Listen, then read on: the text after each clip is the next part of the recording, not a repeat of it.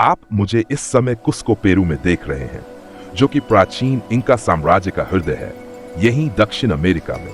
यह शहर इंका परंपराओं से समृद्ध है और यहाँ के लोग आज भी अपने देवताओं से आशीर्वाद और एक बेहतर जीवन के लिए प्रार्थना करते हैं। इस वीडियो को देखें और इन पवित्र अनुष्ठानों को महसूस करें। ये जीवंत परंपराएं हैं जो प्राचीन इंका देवी देवताओं को आज की दुनिया से जोड़ती हैं।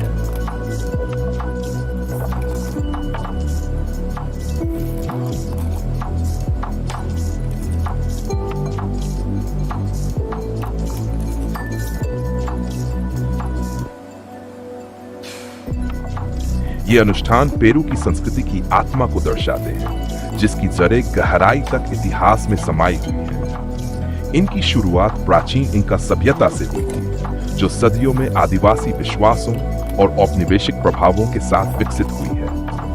आज भी ये परंपराएं आधुनिक पेरू में अत्यंत महत्वपूर्ण हैं, जो अतीत और वर्तमान को जोड़ती हैं और पूर्वजों की विरासत को जीवित रखती हैं।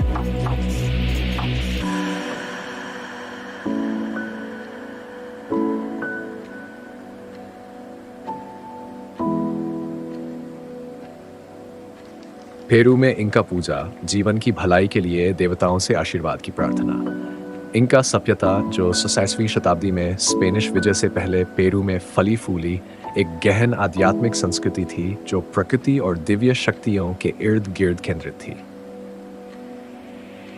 इंका लोग मानते थे कि देवता जीवन के सभी पहलुओं, कृषि, मौसम, स्वास्थ्य और यहाँ तक कि युद्ध में सफलता को नियंत्रित करते हैं।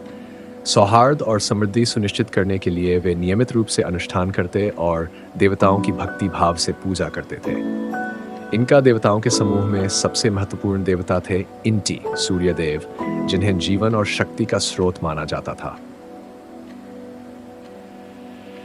इंका सम्राट, जिन्हें सापा इंका कहा जाता था, को इंटी का प्रत्यक्ष वंशज माना जाता था, जिससे धर्म और शासन के बीच गहरा संबंध स्थापित होता था।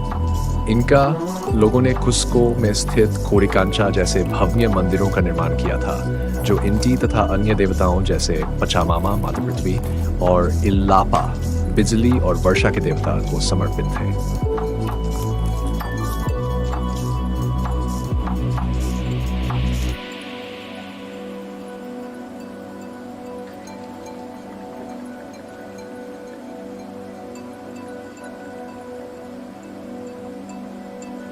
आशीर्वाद प्राप्त करने के लिए इनका लोग प्रार्थनाएं, गीत, नृत्य और बलिदान अर्पित करते थे।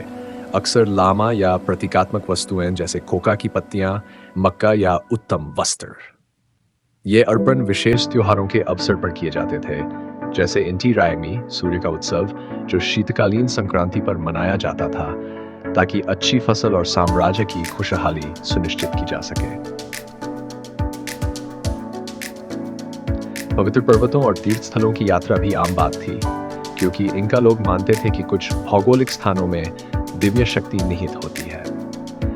पूजा केवल एक व्यक्तिगत क्रिया नहीं थी, बल्कि एक सामूहिक जिम्मेदारी थी, जिसका उद्देश्य मानव और दिव्य दुनिया के बीच संतुलन बनाए रखना था, जिससे स्वास्थ्य, उर्वरता और समृद्धि बनी रहे। संक्षेप में, इनका पूजा उनके विश्व दृष्टिकोण से गहराई से जुड़ी हुई थी।